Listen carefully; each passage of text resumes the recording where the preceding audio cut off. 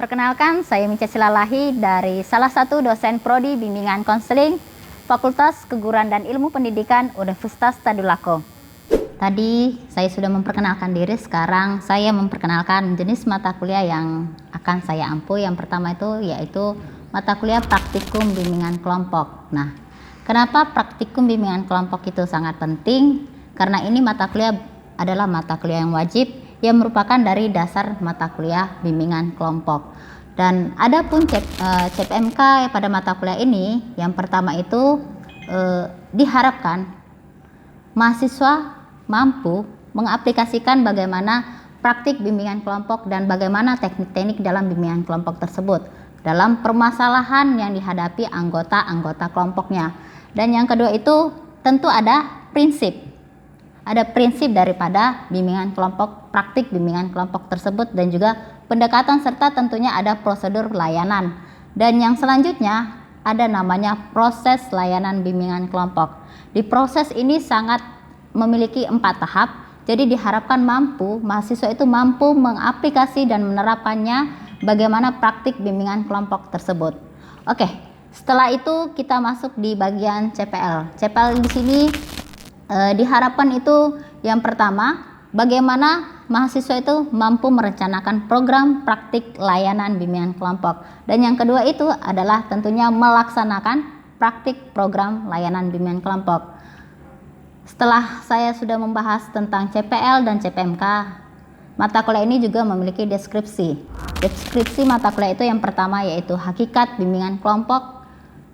Selanjutnya tahapan perkembangan bimbingan kelompok serta komponen bimbingan kelompok. Dan yang ketiga itu ada keunggulan dan kelemahan dalam teknik bimbingan kelompok. Selanjutnya teknik bimbingan kelompok. Pada mata kuliah ini saya menggunakan metode DAIA. Di mana DAIA itu ada delivery, ada interaction, dan assessment.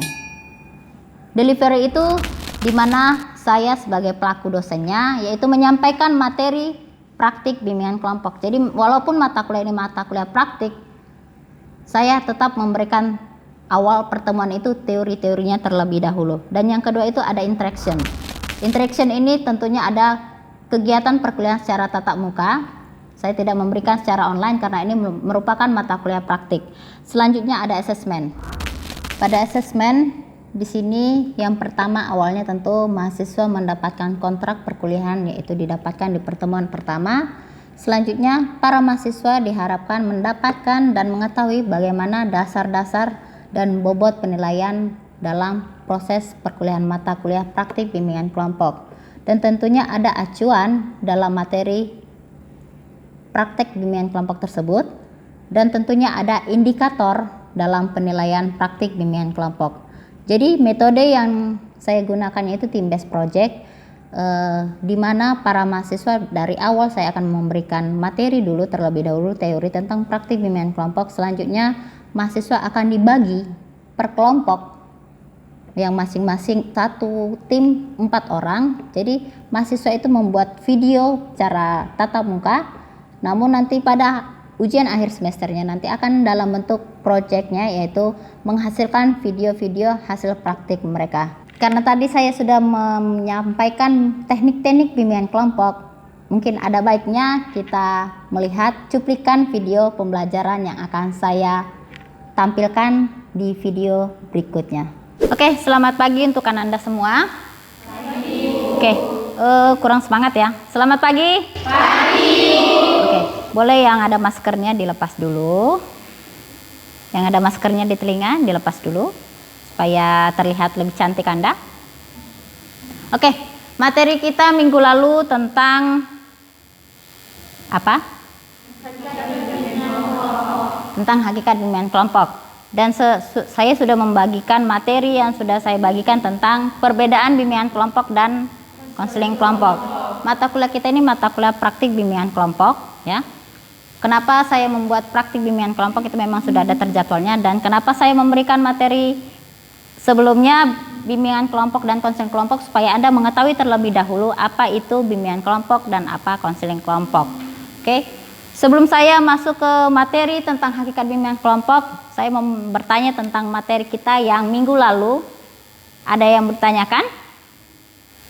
tentang perbedaan bimbingan kelompok dan konseling kelompok. Ada yang sudah membacanya?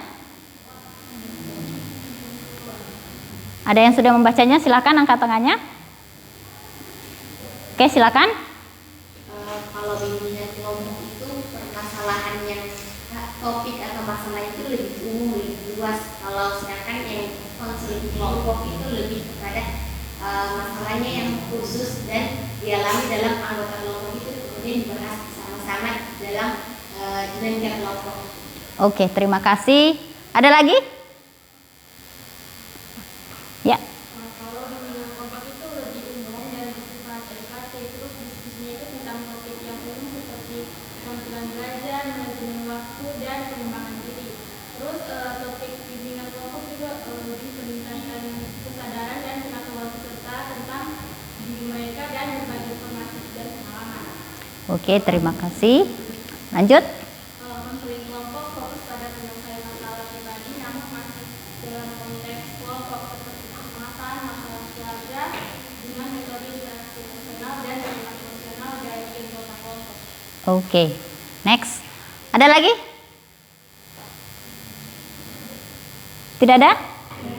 Oke.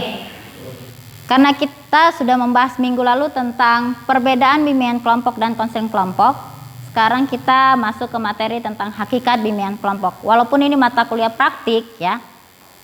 Kemarin saya di pertemuan awal sudah menyampaikan bahwa di pertemuan awal nanti, di beberapa pertemuan awal saya akan memberikan teori tentang bimbingan kelompok sebelum nanti pada saatnya Anda akan melakukan sesi praktik bimbingan kelompok. Yang pertama tentang hakikat bimbingan kelompok. Di sini ada pengertian bimbingan kelompok. Masing-masing kita bisa membaca bahwa bimbingan kelompok itu berdasarkan para ahli, yaitu salah satu cara memberikan bantuan kepada individu melalui kegiatan kelompok. Ya. Jadi layanan bimbingan kelompok ini memiliki sejumlah peserta, jadi tidak semua ya, tidak sama seperti dengan bimbingan klasikal pada umumnya atau bimbingan kelas namanya. Ya. Selanjutnya ada isi dalam layanan bimbingan kelompok. Dalam layanan bimbingan kelompok itu ada namanya topik tugas dan topik bebas. Topik tugas itu artinya topik yang sudah ditentukan oleh si ketua kelompok. Jadi dalam bimbingan kelompok ini ada dua, ada ketua dan ada anggota. Ya. Yang kedua itu ada topik bebas. Topik bebas ini namanya berdasarkan jumlah dari peserta dari bimbingan kelompok itu. Jadi masing-masing akan dibahas berdasarkan tentang permasalahan yang sangat darurat yang harus diselesaikan terlebih dahulu. Oke, selanjutnya ada fungsi layanan bimbingan kelompok. Di depan bisa kita baca fungsi layanan bimbingan kelompok itu ada 4. Yang pertama itu pengenalan sikap dan kebiasaan. Ya. Yang kedua ada pengenalan tentang kelemahan diri. Ya. Yang ketiga itu ada kemampuan berkomunikasi. Jadi dalam kegiatan bimbingan kelompok itu Anda akan dilatih dalam berkomunikasi, kemampuan mengelola emosionalnya, dan kemampuan untuk mengenal bakat Anda atau minat Anda di dalam kegiatan bimbingan kelompok. Yang terakhir itu ada mengembangkan sikap dan kebiasaan belajar. Jadi semua bidang bisa dibahas di dalam bimbingan kelompok. Oke, sampai sini ada yang mau ditanyakan? Pas? Oke, paham ya? Dan di sini ada juga lanjutan fungsi bimbingan kelompok. Asas bimbingan kelompok. Yang seperti kita ketahui asas bimbingan ada beberapa bagian. Jadi beberapa bagian itu bisa kita ambil. Yang pertama tentang kerahasiaan. Kenapa saya bilang kerahasiaan? Karena di sini juga ada namanya topik tugas dan topik bebas. Pada topik bebas ini masing-masing anggota kelompok membawa permasalahannya masing-masing, menceritakan permasalahannya masing-masing. Jadi semua ketua baik pun anggota menyebutkan tentang asas kerahasiaan ini. Jadi sudah berikrar bahwa permasalahan yang disampaikan itu tidak boleh disampaikan ke orang lain. Yang kedua ada sukarela. Masing-masing anggota kelompok menceritakan permasalahannya secara sukarela. Karena apa? Karena sudah ada namanya asas kerahasiaan. Jadi kita sudah merasa terjamin dan dengan sukarela menceritakan permasalahannya. Yang ketiga itu ada kenormatifan. Kenormatifan ini bukan bergantung tentang permasalahan yang kita hadapi, tidak, tapi bagaimana kita menanggapi permasalahan daripada anggota kelompok kita. Ya, yang kedua, yang selanjutnya yaitu kekinian. Kekinian ini bukan berarti permasalahan dari si konseli, tapi kekinian ini tentang bagaimana cara kita mengelola atau menyelesaikan atau membantu serta memandirikan anggota kelompok ini dalam menyelesaikan permasalahannya. Jadi proses bimbingan kelompok ini tidak hanya dalam satu orang yang memberikan saran, masukan ataupun kritik. Ya, seperti layaknya diskusi. Itu kalau bimbingan kelompok. Oke. Sampai sini bisa menjelaskan apa yang saya sebutkan tentang asas bimbingan kelompok? Yang di belakang, boleh? Yang Anda dapat tentang asas bimbingan kelompok apa saja?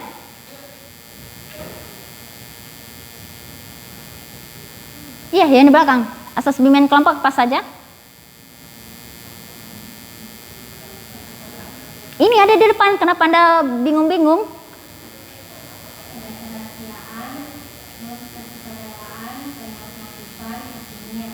Oke, terima kasih sudah menyampaikan tentang apa itu asas bimbingan kelompok, sudah mengetahuinya ya. Selanjutnya tentang manfaat bimbingan kelompok. Sebelum sampai saya di bagian manfaat bimbingan kelompok, ada yang mau bertanya? Ada yang mau bertanya tentang bimbingan kelompok? Ada yang mau bertanya? Silakan. Apakah bimbingan kelompok itu dapat diterapkan pada bimbingan pribadi? Apakah bimbingan kelompok itu dapat diterapkan pada bidang pribadi? Tentu, sangat bisa, tapi secara insidental. Dia secara darurat. Jadi bimbingan kelompok ini hanya sebenarnya ke bidang pribadi, sosial, belajar, dan karir. Di bidang pribadi juga bisa, tapi dia lebih dikhususkan sebenarnya ke konseling kelompok. Ya. Tapi kalau memang pada saat kita melakukan proses bimbingan kelompok, apakah kita bisa menyampaikan masalah pribadi? Bisa. Sangat-sangat bisa. Tapi tergantung permasalahannya. Oke? Terima kasih untuk pertanyaannya. Selanjutnya tentang manfaat bimbingan kelompok. Di sini ada beberapa bagian manfaat bimbingan kelompok. Yang pertama, diberikan kesempatan yang luas untuk berpendapat dan membicarakan berbagai hal yang terjadi di sekitarnya, baik itu positif ataupun negatif.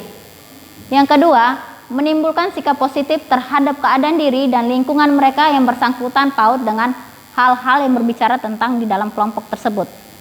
Selanjutnya yang nomor 3, menyusun program kegiatan mewujudkan penolakan terhadap yang buruk dan sokongan terhadap yang baik. Jadi pada saat proses bimbingan kelompok ini nanti ada proses evaluasi.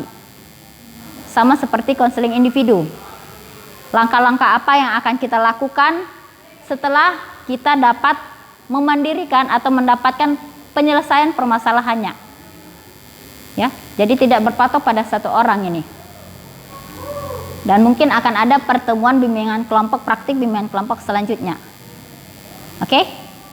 Selanjutnya ada melaksanakan kegiatan nyata langsung dan membuahkan bagaimana mereka melakukan program tersebut.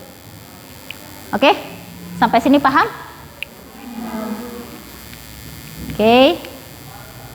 Tahap perkembangan. Ini ada tahap perkembangannya, yaitu pertama tahap pembentukan. Pada tahap pembentukan itu ada beberapa bagian. Ya, tahap pembentukan itu ada anggotanya. Bimbingan kelompok kemarin sudah saya bagikan tahap pembentukannya bagaimana, berapa jumlah anggotanya. Ya, ada tahap peralihan. Ada tahap peralihan, nanti akan saya bagikan untuk pertemuan selanjutnya bagaimana tahap pembentukan, tahap peralihan, dan tahap kegiatan. Yang terakhir itu tahap pengakhiran. Di tahap pengakhiran ini, ya, disinilah yang saya katakan ada namanya evaluasi. Ya, ada evaluasi yang akan kita lakukan. Jadi di sini kegiatan bimbingan kelompok ini diharapkan semua ketua dan baik pun anggota daripada kegiatan bimbingan kelompok ini aktif. Lalu ada namanya komponen bimbingan kelompok. Komponen bimbingan kelompok itu ada yang saya sebutkan tentang ketua. Ketua itu bisa juga disebut dengan pimpinan kelompok atau sering disingkat namanya PK. Ya. Jumlah anggota bimbingan kelompok 4 sampai 12 orang. Ya, jadi nanti pada saat Anda mengajukan judul skripsi, kalau Anda melakukan kegiatan bimbingan kelompok ada 4 sampai 12 orang jumlahnya ya. Dan ini dalam bentuk dinamika. Dinamika ini berarti aktif. Dinamis dia kegiatannya. Selanjutnya ada teknik khusus. Saya sudah sempat menyampaikan apa saja teknik yang kita bisa pakai dalam kegiatan bimbingan kelompok. Yang pertama itu ada teknik homeroom. Ya, teknik homeroom. Yang kedua ada karya wisata, ada sosiodrama, ada psikodrama, dan ada teknik bimbingan kelompok. Sekaligus itu namanya teknik bimbingan kelompok. Ya. Next. Ini dia. Diskusi kelompok, ada remedial. Jadi remedial teaching ini lebih kepada sebenarnya proses pembelajaran. Pada proses pembelajaran misalnya Anda ujian, ini dalam masa-masa UAS ya. Jadi dalam masa-masa UAS ini kita bisa melihat apakah ada perubahan nilainya. Jadi nilai-nilai yang rendah boleh kita rekrut dalam melakukan kegiatan bimbingan kelompok. Begitu. Ada pelatihan kelompok kecil, ada kelompok besar, dan ada role playing. Kalau Anda bertanya bagaimana role playing itu, Bu, nanti kita akan membahas di pertemuan selanjutnya tentang role playing, sosiodrama, dan lain sebagainya. Oke, itu saja materi dari saya. Ada yang mau ditanyakan? Silakan. Apakah ada perbedaan yang menonjol dari bimbingan kelompok dan konseling kelompok? Oke, ada tentu dari sini. Pertama dari anggotanya. Jumlah anggota. Kalau bimbingan kelompok tadi kita lihat 4 sampai 12. Tapi kalau konseling kelompok dia dari 8 sampai 20. Jadi lebih banyak di konseling kelompok. Kenapa itu lebih banyak? Karena konseling kelompok kita bisa menggunakan teori konseling. Kalau bimbingan kelompok tidak bisa menggunakan teori bimbingan kelompok. Ya, seperti yang sudah saya sebutkan tadi, yang mengenai ini, kita tidak mungkin menggunakan diskusi kelompok, psikodrama, atau remedial teaching pada kegiatan konseling kelompok. Ini hak milik bimbingan kelompok. Oke, next. Ada yang bertanya? Ya, silakan. Bagaimana kita sebagai guru BK itu bisa menentukan kelompok yang tepat dalam menentukan iklim sekolah tadi? Bagaimana kita bisa menentukan kelompoknya? Berdasarkan apa? Apakah itu yang bisa dipilih anggota kelompoknya atau seperti apa? Oke. Kalau pemilihan anggotanya ada 2. Tadi sudah disebutkan ada topik bebas dan topik tugas. Kalau guru BK biasanya menggunakan topik tugas. Contoh yang ada siswa membolos. Yang membolos itu pasti banyak. Jadi fungsi kita guru BK itu mengumpulkan mahasiswa atau siswa yang membolos itu. Lalu kita akan melakukan proses bimbingan kelompok. Jadi topiknya memang kepalanya membolos. Tapi ada anak cabangnya, alasan dia membolos itu apa? Paham? Topiknya membolos, tapi anak cabangnya banyak. Jadi kita melihat anak cabangnya ini yang mana yang sangat darurat yang perlu ditangani. Ya, kalau misalnya alasannya dia membolos tentang ban bocor, itu kan tidak terlalu darurat ya. Atau dia kehilangan uang, jadi dia mencari uangnya, jadi terpaksa dia membolos atau terlambat membayar uang sekolah. Alasannya, atau dia malas menghadapi guru mata pelajaran yang akan dia masuki nantinya. Jadi itu bisa berdasarkan topik tugas. Kalau topik bebas, ini biasanya terjadi di kelas 3 SMA atau di kelas 3 SMP yang akan lanjut sekolah. Pasti itu anak-anak akan berbondong-bondong, ibu saya mau kemana ini? Saya mau lanjut sekolah mana? Saya mau lanjut ke kuliah mana? Dan biasanya fungsi guru BK itu melakukan bimbingan kelompok, yaitu dengan teknik yang ini. Remedial teaching. Jadi kita bisa merekomendasikan berdasarkan dari remedial teaching dan hasil belajar siswa tersebut. Oke? Paham? Ada lagi yang mau disampaikan? Atau ada yang mau ditanyakan? Mengapa bimbingan kelompok pemimpin kelompok itu memanfaatkan dinamika kelompok. Oke, kenapa memanfaatkan dinamika kelompok? Namanya sudah kelompok, kecuali kalau konseling individu. Jadi permasalahannya kan tidak hanya satu orang. Kalau konseling individu kita hanya melakukan sesi konseling dan 3 kali atau 4 kali pertemuan sudah selesai itu permasalahan. Kalau konseling kelompok atau bimbingan kelompok itu tidak. Tadi di bimbingan kelompok ada jumlah pesertanya 4 sampai 12. Kalau Anda melakukan sesi bimbingan kelompoknya 12, jadi 12 pertemuan lah yang harus kita selesaikan. Jadi tergantung berapa jumlah pesertanya. Walaupun Anda menggunakan topik tugas atau topik bebas, itu tetap 12 pertemuan. Ya, seperti tadi anak cabang pokoknya kan membolos, anak cabangnya itu yang harus kita selesaikan. Oke? Sudah? Yang di belakang tadi silakan. Apa saja tantangan dan hambatan yang mungkin dihadapi dalam pelaksanaan bimbingan kelompok? Oke, tantangan kita. Yang pertama ini tentu jadwal. Keinginan siswa, apakah dia merasa ada beberapa mahasiswa atau beberapa siswa atau banyak yang kita temui dia merasa dia tidak memiliki salah, tidak bermasalah. Tapi setelah kita mengetahui penyebabnya, di situ dia bagaimana cara kita menciptakan empati. Ya, jadi bimbingan kelompok ini tidak hanya langsung kita hari ini kita melakukan sesi bimbingan kelompok, tidak. Jadi pemimpin kelompok ini tetap menciptakan empati. Kita harus menaruh empati kepada setiap anggota kelompok. Paham? Oke, ada lagi? Silakan.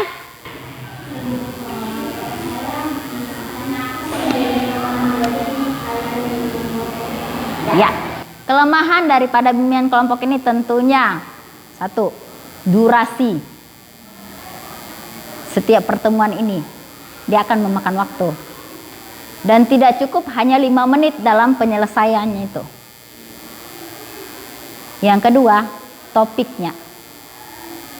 Jadi tugas pemimpin kelompok ini pasti mencatat setiap permasalahan itu, dia akan memilih sendiri atau dia akan melempar pertanyaan itu, permasalahan mana yang harus dipecahkan terlebih dahulu. Paham? Oke, sampai sini ada ya? Oke ya. Terima kasih telah bertanya dan minggu depan kita akan membagi kelompok berdasarkan tim yang sudah dibagi oleh ketua kelompoknya. Jadi masing-masing tadi kan 4 sampai 12. Kita ambil yang minimal saja karena ini berhubung anggota kelasnya ini sedikit. Jadi satu tim 4 orang. Boleh bebas topik tugas atau topik bebas. Ya. Kalau Anda bertanya, Ibu boleh nggak 5 bidang atau 6 bidang kami bahas? Boleh. Ya, tidak harus 4 bidang yang di dalam sekolah, boleh dipakai dengan tambah 2 bidang yang ada di sosial Anda. Paham? Jadi nanti proses praktik kita nanti secara langsung tatap muka, dan apakah nanti ada video? Tidak. Jadi kita masing-masing yang tidak tampil nanti bisa memberikan saran dan masukannya, kelemahan daripada praktik nanti. Oke? Sampai di sini pertemuan kita. Saya ucapkan terima kasih dan selamat pagi. Pagi, Bu. Terima kasih telah menyaksikan video pembelajaran yang sudah ditonton. Sekian dan terima kasih, dan semoga video tersebut bermanfaat bagi Anda semua. Bye-bye.